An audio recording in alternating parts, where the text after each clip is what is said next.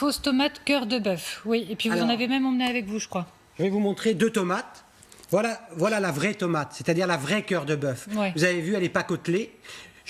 Avant d'arriver sur le plateau, j'ai acheté ça à Paris, chez un petit maraîcher et dans une supérette. Là, vous avez une vraie cœur de bœuf, elle n'est pas côtelée, elle est bonne, elle a du goût, elle a peu de pépins, c'est magnifique. Et là, on a des gens qui appellent cette tomate-là, cœur de bœuf, ils n'ont pas le droit. Je l'ai acheté dans une supérette parisienne. Que fait la direction de la concurrence? Et la DGCCRF a pourtant essayé de condamner, et ça continue. Pourquoi? Parce qu'il y a du fric à faire avec celle-là. Elle a aucun goût, celle-là. C'est-à-dire qu'on continue en France, dans les supermarchés, à appeler, je dirais, des cœurs de bœuf qui n'en sont pas. Tout ça pour faire du fric. Et quand on a, par exemple, dans son potager, des petites graines avec celle-là, je peux les replanter, ça redonne de la tomate. Celles-là, ce sont des hybrides. Ça ne fonctionne pas.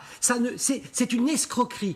Et le pire du pire sur celle-là, c'est que la fausse tomate, j'ai regardé la variété sur le carton, il y a 1 heure, dans un petit supermarché.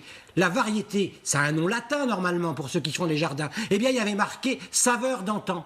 Variété, saveur d'antan. Comme si ça pouvait être le nom d'une tomate. Donc il faut arrêter de prendre les consommateurs pour des cons. Il faut arrêter de vendre ces tomates-là pour de la cœur de bœuf. Et il faut aujourd'hui que la DGCCRF aille verbaliser. Et moi, dans quelques jours, j'irai dans plusieurs supermarchés porter plainte au procureur de la République pour tromperie aux consommateurs. Et c'est vendu combien? Et en plus, Alors, elle coûte 30% plus cher que 30%, 4,50 € le kilo. C'est une escroquerie. Et l'autre? Et l'autre, je l'ai acheté 3,80 €. Et donc, c'est ça qui est fou. Parce que là, on sait qu'il y a du fric. Et donc, c'est insupportable. Et on est en train, avec d'autres variétés qu'on entend parler, vous savez, la Green Zebra, etc., de créer des fausses variétés anciennes pour pouvoir encore faire plus de fric, parce que la tomate est à la mode. Et donc, je trouve qu'il faut mettre fin à ça. Il faut aujourd'hui que le consommateur soit normalement informé, parce qu'aujourd'hui, c'est impensable de penser qu'on va encore le tromper.